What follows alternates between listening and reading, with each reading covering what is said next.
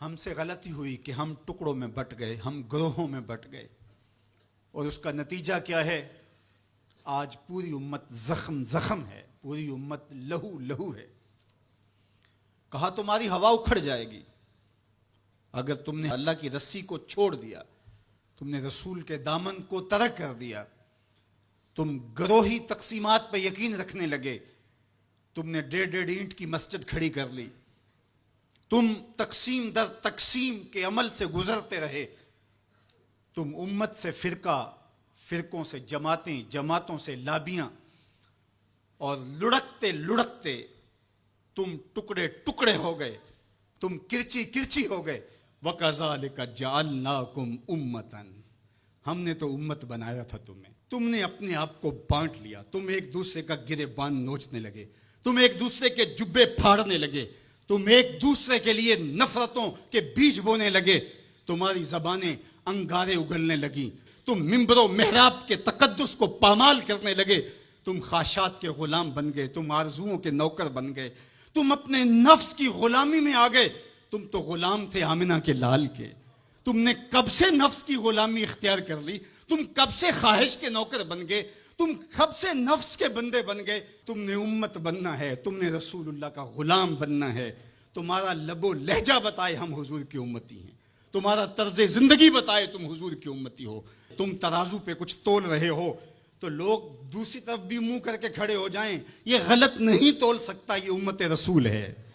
تم بول رہے ہو، لوگوں کو یقین ہو کہ یہ جھوٹ نہیں بول سکتا، یہ رسول اللہ کا امتی ہے۔ تمہاری وحدت، تمہارا زور ہے، تمہاری طاقت ہے، تمہاری توانائی ہے۔ تو فرمایا وَكَذَلِكَ جَعَلْنَاكُمْ أُمَّةً، ہم نے تو امت بنایا تھا تمہیں۔ آج حضور کے قلب اطہر پہ کیا گزرتی ہوگی جب شام کی بچیوں کے منہ پہ تماچے مارے جاتے ہیں، جب بغداد میں حضور کی امت خانمہ برباد نظر آتی ہے، جب برما میں آری لے کر کے اعضاء کاٹ دیے جاتے ہیں، دشت لیلہ سے لے کے کندھار تک،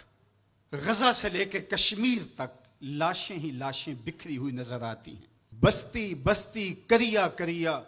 صحرا صحرا خون، امت والے امت کا ہے کتنا سستا خون۔ شام، قدس،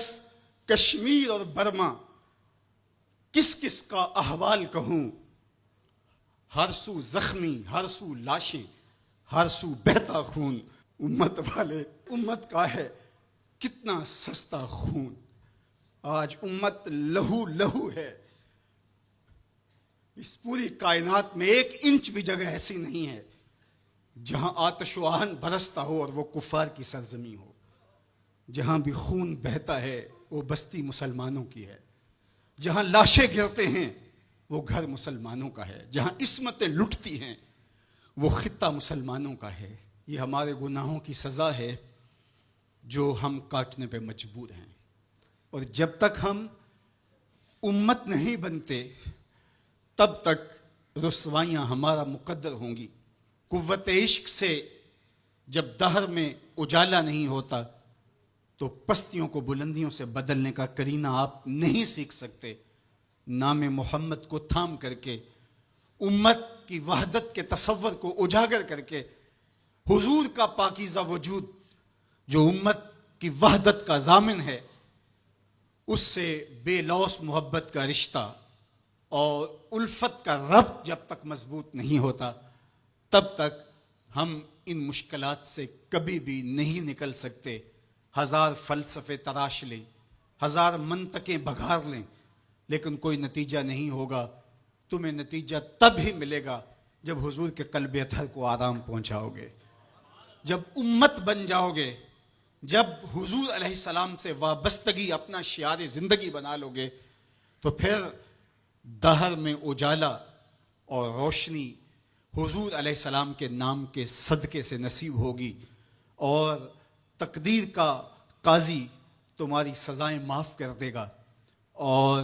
پھر نتیجہ تمہارے سامنے اس صورت میں نمودار ہوگا کہ تم بحر و بر کے مالک ٹھہرو گے،